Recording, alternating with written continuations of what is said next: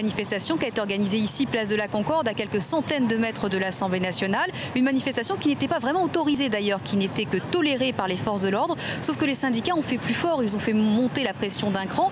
Ils sont allés tout près de l'Assemblée nationale, ils ont pris le pont de la Concorde. Là, ils ont dû être arrêtés par des policiers qui ont formé un cordon de sécurité pour empêcher les manifestants d'atteindre les grilles de l'Assemblée nationale. Et puis, il y a eu un nouveau coup de théâtre lorsque certains députés communistes sont sortis de l'Assemblée pour rejoindre les manifestants et les syndicalistes. Des députés qui étaient très remontés, notamment Marie-Georges Buffet, interviewée par Quentin Bollier et Frédéric Poussin. Écoutez-la.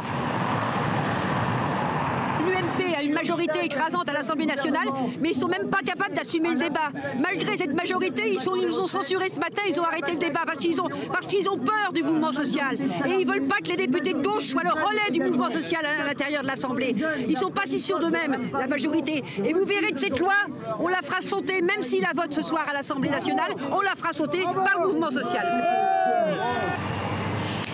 Des communistes qu'on devrait retrouver dans la rue le 23 septembre prochain. Les syndicats espèrent beaucoup sur cette prochaine journée d'action et de mobilisation.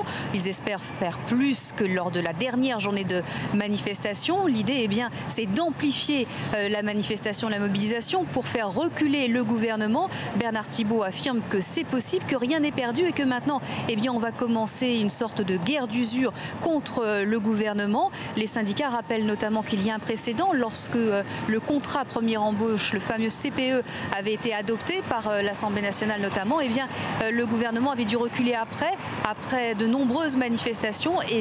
Ce scénario compte bien être réédité par les syndicats et l'opposition de gauche. On verra donc le 23 septembre prochain si la mobilisation est à la hauteur de tous ces espoirs.